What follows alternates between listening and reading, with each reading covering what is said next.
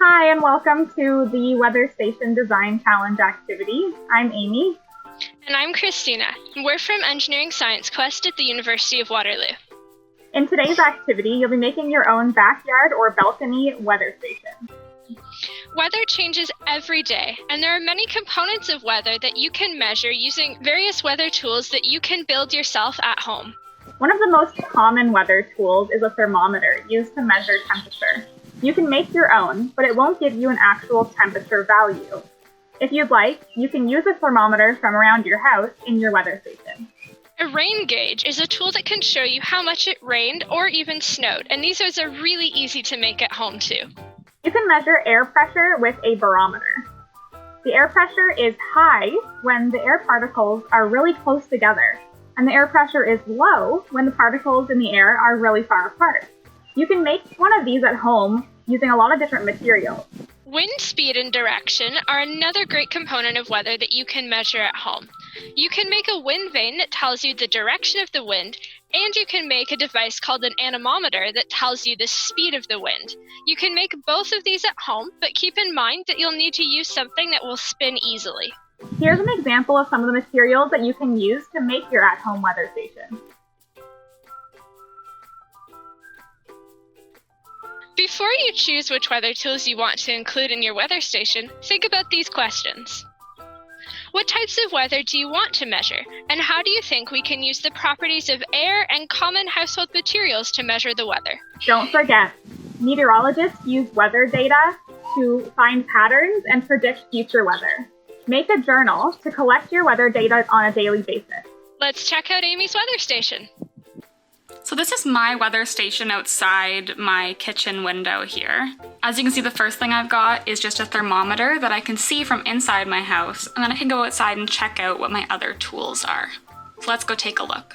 So on my windowsill here, I've just got a barometer, and this just measures the air pressure. So the height of the liquid in my straw will go up when the pressure is higher and go down when the pressure is lower. And all I've used here is some sticky tack, a straw, some tape, a jar, and a ruler. You'll want to think about things that change easily with air pressure when you're making one of these. If I turn around here, we can see my other items as well.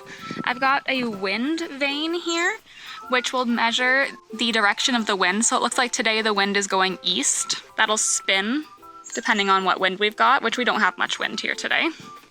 It also rained last night, so this is my rain gauge here, and I've just got some measurements along the side, and it looks like it rained about 2.25 centimeters. So I'm gonna actually pour this out when I'm done here so I can see how much it'll rain when I come back out tomorrow. And then this is my wind speed measurer. So as the wind blows, this will turn, and I've got different colors on the spoons here so I can tell how many times it's spun around. I'm also making sure to record my measurements in my weather journal every day. So I just set up a table and I'm just recording the values that I saw on the different weather tools that I've got outside on my backyard weather station. Now let's go take a look at Christina's weather station. Hi, this is Jared, one of the coordinators for ESQ.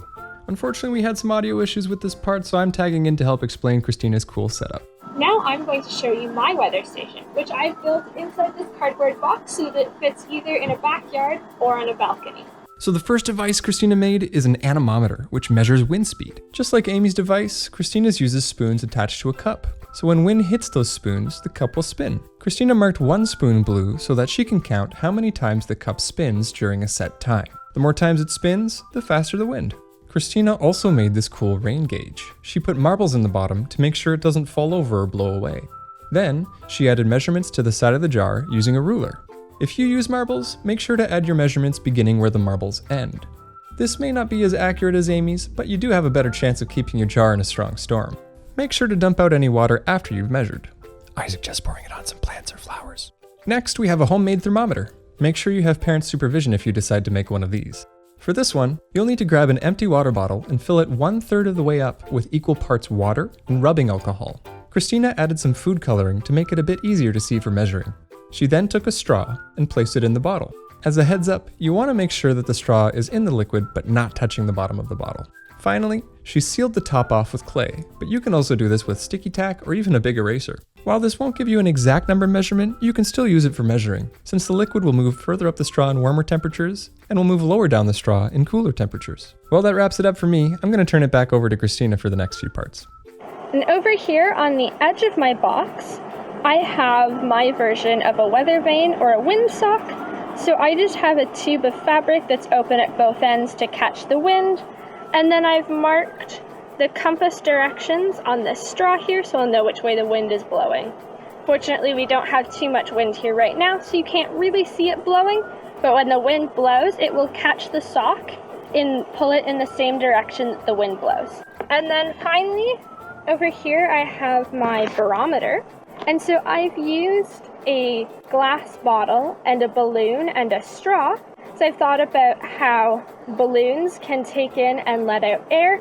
And so I'm using that along with the straw on top with a needle on the end to show the changes in air pressure.